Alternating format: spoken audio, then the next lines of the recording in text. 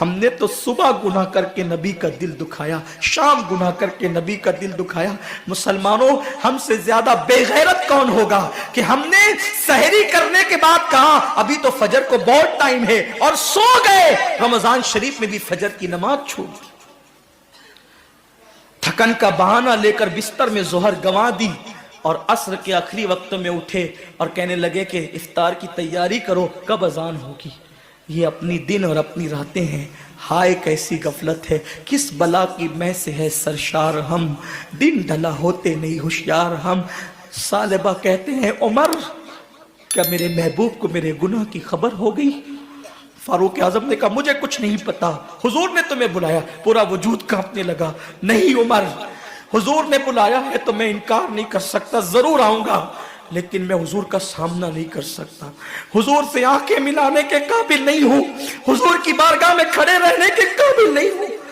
میں اس وقت آؤں گا، مجھے انتظار کرو لے کر کے، جب حضور نماز میں ہوں گے تو مجھے لے کے چلنا، تاکہ حضور مجھے نہ دیکھے اور میں حضور کو نہ دیکھ سکوں۔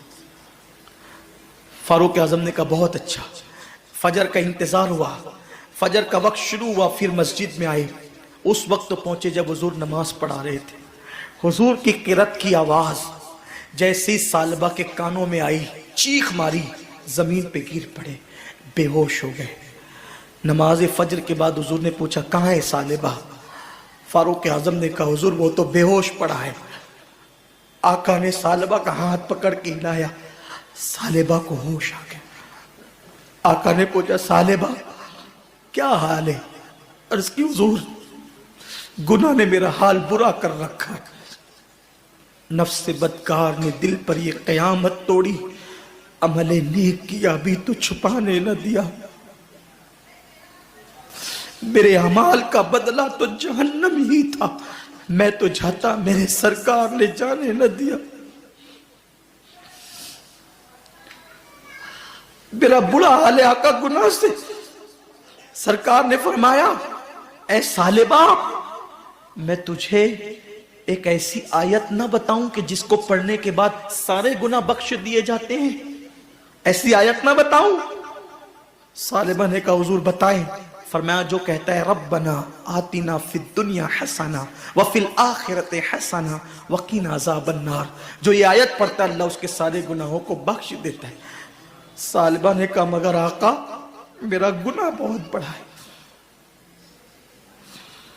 ایک نہاتی ہوئی عورت پر نہ چاہتے ہوئے نظر پڑ گئی اور پہلی نظر پھیر لی، اتنا احساس ہے گناہ کا۔ میرے جوان تیری آنکھوں کا کیا ہوگا؟ تو نے تو زنا کے مناظر پوری پوری رات دیکھ کر کے گزارا، تیری آنکھوں کا کیا ہوگا؟ تو نے تو نامحرم عورتوں کے کندھوں پہ ہاتھ رکھ کر پارکوں کی سیر کی، تو نے تو فون پر لمبی لمبی گفتگو کر کے لڑکیوں کو زنا کی دعوت دی۔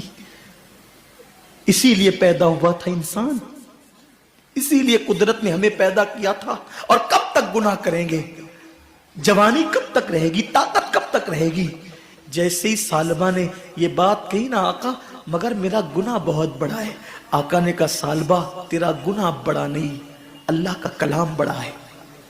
روتے ہیں ثعلبہ حضور میرے گناہ کی آپ کو خبر ہو گئی؟ حضور نے کوئی جواب نہ دیا۔ کیوں؟ اس لیے کہ آج جو عیب کسی پر نہیں کھلنے دیتے، کب وہ چاہیں گے میری حشر میں رسوائی ہو۔ ثعلبہ رو رہے ہیں۔ آقا نے کہا لے جاؤ سلمان ان کے گھر پہنچا دو۔ حضرت ثعلبہ ابن عبد الرحمن کو ان کے گھر پہنچایا گیا۔ 8 دن رہے پھر بھی مسجد نبوی میں نہیں آئے، رونا رونا رونا، اللہ میرے گناہ کی میرے محبوب کو خبر مت ہونے دینا ورنہ دل ٹوٹ جائے گا۔ کفار کے پتھر محبوب کے دل کو اتنی تکلیف نہیں پہنچاتے، عاشقوں کے گناہ جتنی تکلیف پہنچاتے ہیں۔ ثعلبہ رو رہے ہیں۔ 8ویں دن حضور نے پوچھا سلمان میرے ثعلبہ کا کیا حال ہے؟ تو سلمان نے کہا حضور ایسا لگتا ہے کہ وہ زیادہ دن تک نہیں جی پائے گا، بہت برا حال ہے آقا اس کا، بہت برا حال ہے۔ سرکار نے کہا چلو اس کے گھر چل کے اس کی حوصلہ افزائی کرتے ہیں، اس کو مغفرت کا پروانہ سناتے ہیں۔ سرکار ثعلبہ کے گھر گئے، کریم آقا نے سرے بالی انہیں رحمت کی ادا لائی ہے، हाल बिगड़ा है तो बीमार की बन आई है। हुजूर जाकर उनके बिस्तर पे बैठ गए। सालिबा रो रहे थे। हुजूर ने उनका सर उठाया और सर उठा करके अपने जानों पे रखा और उनके सर पे हाथ फेरने लगे। क्या मुकद्दर का सिकंदर था जिसको जानवे रसूल मिला। हुजूर के हाथ, अरे हमें तो हुजूर के नालैन के जर्रे मिल जाए तो अपने मुकद्दर की मेराज हो जाए, बल्कि नालैन सर पे रखने को मिले तो हम फख्र से कहें जो सर पे रखने को मिल जाए। नाले पाके हुजूर तो फिर कहेंगे कि हाँ ताजदार हम भी है। लेकिन इश्क कितना गैरतमंद होता है, आशिक कितना गैरतमंद होता है। जब हुजूर ने सालिबा के सर पे हाथ फेरना शुरू किया, अपने सर अपनी गोद में सर रखकर, तो सालिबा ने गर्दन खींच कर गोदी से अपने सर को जमीन पे गिरा लिया। ये मंजर सहाबा भी देख रहे थे। हुजूर ने भी इस मंजर को मुलाहिजा किया और करीम आका ने करम करते हुए फरमाया, सालिबा तूने मेरी गोद से अपना सर क्यों खींच लिया। तो सालिबा कहते हैं, आका इस सर की आंखों ने इतने पाप कर लिए हैं कि अब ये गुनाह आलूद सर आपकी गोद में रहने के काबिल नहीं, आपकी गोद में रहने के काबिल ये सर नहीं है आका, इतने पाप इस सर ने किए हैं। हुजूर ने करम फरमाया, फिर सर उठाकर अपनी गोद में रखा, फिर सर गिरा लिया। तीसरी मर्तबा सर हुजूर ने उठाया। जिब्रील आके अल्लाह आपको सलाम कहता है और अल्लाह को सालिबा की ये अदा और इसकी निदामत और नाकर्दा जुर्म का एहसास इतना पसंद आ गया है कि अल्लाह फरमाता है, अगर ये सारे इंसानों के बराबर पाप लेकर आए फिर भी इसने इतनी शर्मिंदगी और एहसास और निदामत का इजहार किया है कि अगर सारे इंसानों के जराइम भी ये लेकर आएगा तो भी अल्लाह इसको बख्श देगा। इसके एहसास को देखकर, इसकी निदामत को देखकर, इसकी शर्मिंदगी को देखकर हबीब सालिबा को खुशखबरी दे दीजिए। हुजूर ने सहाबा को बताया, सहाबा मचल गए। अब भी सालिबा उठेंगे, ताकतवर हो जाएंगे, कुव्वत वाले हो जाएंगे, फिर हुजूर की खिदमत में आएंगे, फिर महफिलों की जीनत बनेंगे, फिर वही दौड़ भाग होगी, फिर वही नबी की खिदमत होगी।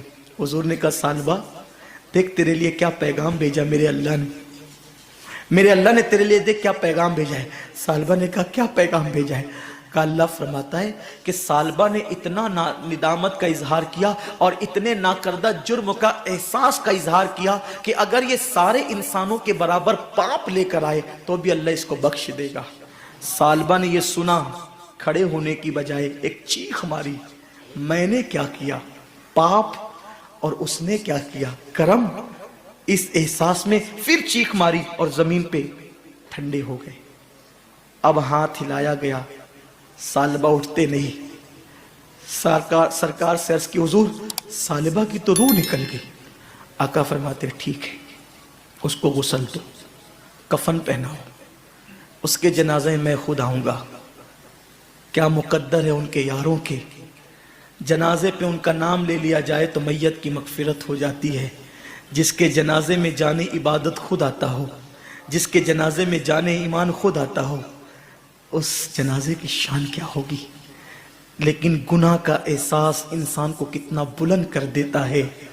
जब हुजूर सालिबा के जनाजे में आए, रावी बयान करते हैं, अल्लाह के रसूल वो जनाजे में चलते थे तो यूं उंगलियां रखकर ऐसे, पूरा पंजा नहीं रखा हुजूर ने जमीन पे। ए गुनाह करने वालों आओ, हम सब गुनहगार हैं, एहसास गुनाह अपने अंदर पैदा कर लो। कितने मुकर्रम, कितने मुकर्रब और कितने मोहतरम हो जाओगे। अल्लाह के हबीब ने उस जनाजे में शिरकत की लेकिन जमीन पे पैर नहीं रखा, तलवे नहीं रखे। मेरे आका सल्लल्लाहु अलैहि वसल्लम ने उंगलियां रखी और उंगलियां रखकर हुजूर एहतियात से चलते थे। किसी देखने वाले ने अर्ज की, मेरे माँ बाप आप पे कुर्बान, हुजूर पहली मर्तबा इस एहतियात से उंगलियां रखकर चलते देख रहे हैं। आका फरमाते हैं, सालिबा ने ना करदा जुर्म पर इतना एहसास और निदामत की है कि उसके इस्तिकबाल के लिए अल्लाह ने आसमान के फरिश्तों को जमीन पे भेज दिया है और इतनी बड़ी तादाद में फरिश्ते जमीन पर आए हैं कि मदीने की जमीन पर पैर रखने के लिए जगह नहीं है। जो नहीं देखते वो तो कदम रख रहे हैं, लेकिन मैं तो देख रहा हूं, मैं कदम कैसे रखूं। कितना मुकर्रम होता है احساس والا آؤ، رمضان شریف کی آمد سے پہلے احساس کر لو گناہ کی کھیتی، گناہ کے کانٹے جو دل میں اگ آئے ہیں، رو دھو کر اس کو صاف کر لو۔ ام المومنین ماں عائشہ صدیقہ نے فرمایا میں نے نبی پاک سے سنا ان لوگوں کو بے حساب جنت میں داخل کیا جائے گا جو اپنے گناہوں پہ شرمندہ اور نادم ہو کر تنہائیوں میں روتے ہیں۔ اللہ مجھے آپ سب کو توفیق دے، ماہ رمضان شریف کا صحیح معنی میں استقبال کرنے کی توفیق عطا فرمائے۔